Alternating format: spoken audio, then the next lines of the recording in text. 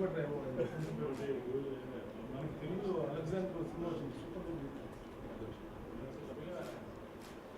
ఇంకా కోపించాడుగా మాట్లాడదు. శ్రీరామ్ సినిమా బ్యానర్లో మా సన్నిహితులు మోహన్ గారు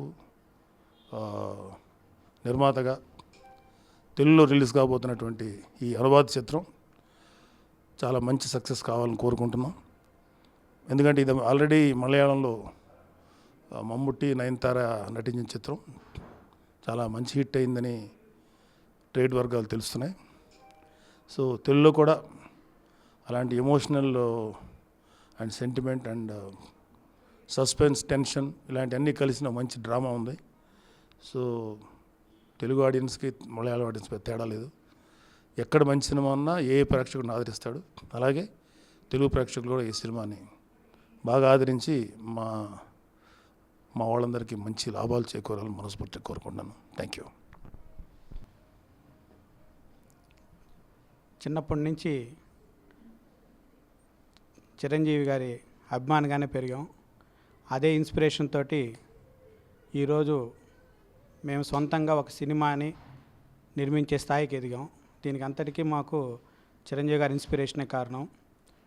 మా అభిమానులందరికీ తోడుగా ఉంటూ మమ్మల్ని ఫస్ట్ నుంచి మా వెనకాల మాకు అండగా ఉన్నటువంటి నాగబాబు గారు అబ్బాయి వరుణ్ తేజ గారి చేతుల మీదుగా ఫస్ట్ లుక్ రిలీజ్ కావడం చాలా ఆనందంగా ఉంది. అలాగే వాళ్ళ ఆశీస్సుల మేరకు ఈ సినిమా కూడా ఘన విజయం సాధించి నేను మళ్ళా చిరంజీవి గారితో సినిమా తీసే స్థాయికి వెళ్ళాలని అన్న ఆశీర్వాదం తీసుకుంటున్నాను. దీన్ని నాకు అన్న ఆశీర్వాదం ఉన్నందుకు చాలా థ్యాంక్స్ చెప్తున్నాను. ఈ వేసవిలో రిలీజ్ చేయడానికి ప్రయత్నాలు చేస్తున్నాం. నయనతార గారు ఇంకా మమ్ముట్టి గారు నటించిన వాసుకి సినిమా మన ముందుకి మేలో వస్తుంది. శ్రీరామ్ సినిమా అని. సో శ్రీరామ్ గారు ముందు సినిమా మా అందరికి తీసుకొస్తాం. Thank you, all the best.